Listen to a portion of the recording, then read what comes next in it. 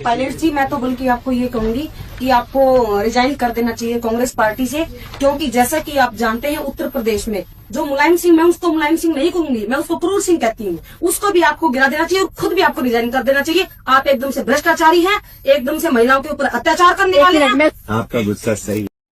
এই ভিডিওটা হলো আমরা স্বাধীন দেশের স্বাধীন মিডিয়ার কোয়েশন কিভাবে সরকার চোখে চোখ রাখি আগে কোয়েশন করতাম। আর একটা ভিডিও দেখুন, এখন ভিডিও রিসেন্টলি ভিডিও। एक पैकेट मेलोडी की कीमत तुम क्या जानो राहुल बाबू। मेलोडी इतनी चॉकलेटी क्यों है?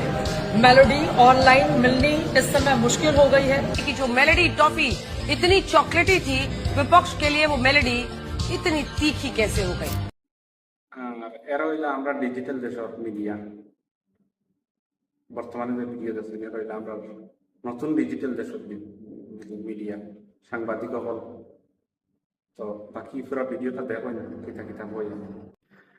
আমরা দেশের আগর যে মিডিয়া আসলা, সাংবাদিক আসলা, তারার ভিতরে কতক্ষণ সাহস আসলো, তারা কতটুক সাহসী আসলা, তারা কতটুক কাবিল আসলা সাংবাদিক হিসাবে সরকারের কাছে কিভাবে তারা কোয়েশন করতাম।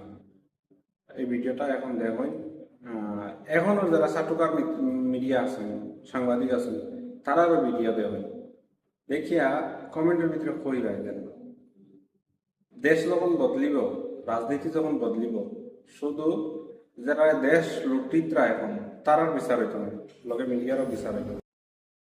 বিচার এমন ভাবে হওয়া দরকার যাতে নেক্সট জেনারেশনে জানতে পারেন যে লাস্ট জেনারেশনকে কিভাবে বেওকুফ বানাইছিল মিডিয়ায় এবং কিভাবে দেশটাকে নষ্ট করছে। দেশ নষ্ট হওয়ার পিছিয়ে শুধু গভর্নমেন্ট নাই, দেশ নষ্ট হওয়ার পিছিয়ে সবচেয়ে বড় ভূমিকা হইল মিডিয়ার, যেগুলা গদি মিডিয়া, তারা সবচেয়ে বড় ভূমিকা। কারণ তারা কোয়েশন করে না, তারা হলো ন্যাশনাল মিডিয়া। তারা যদি কোয়েশন করতো, তারা যদি স্ট্রংলি তারা কোয়েশন করতো গভর্নমেন্টে, যে গভর্নমেন্ট এত সাহস পাইতো না। অপোজিশন তো নাই, অপোজিশন বেকার, তারা গিয়া ইংলিশে কথা কয়। তারা যখন মিটিং ডাকে ইংলিশে কথা কয়। আমরা দেশের মানুষের কতটা ইংলিশ বুঝেন, যদি তারা ইংলিশ বুঝতে বিজেপির ভোট দিলানি হলে একটাই তো ইংলিশ বেলা করে বুঝেন না, যদি বুঝতে কোনো আর জোরে ভোট দিলানি হলে কি বিজেপির কোনো ভোট দিলানি হলে যে পুরা দেশটা বিক্রি করে দিল একদম।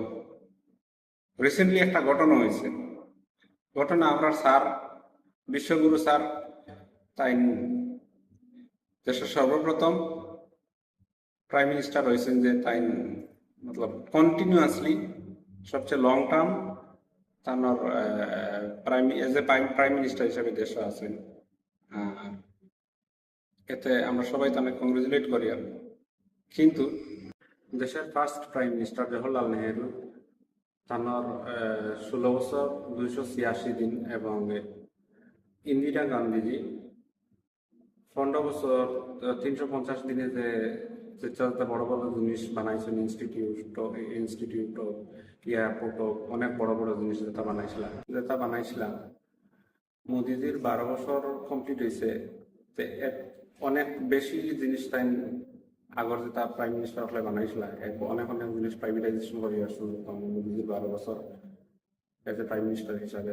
কিছু দল আছেন, তারা দলেরও নাম নিয়ে না, কিছু দল আছেন যে গভর্নমেন্ট যেটা হয় ওটাও ঠিক, যদি গভর্নমেন্টের মুদ্রে হয় দুধ, তারা দুধ মানিয়ে নেন, মুতুম মনে করেন না। কথা করে করে দেশ যে নষ্ট সব তারার পিছনে, দেশ নষ্ট হওয়ার পিছনে তারারই সবচেয়ে বড় অবদান। আর দেশ কতটুকু পিছিয়ে পড়িয়া আছে, কতটুকু পিছিয়ে যা দিন দিন, যে রাজনীতি বুঝে, দেশের ইকোনমি বুঝে, তারা এলা পেতে পারবে, আম মানুষ পেতে পারত না।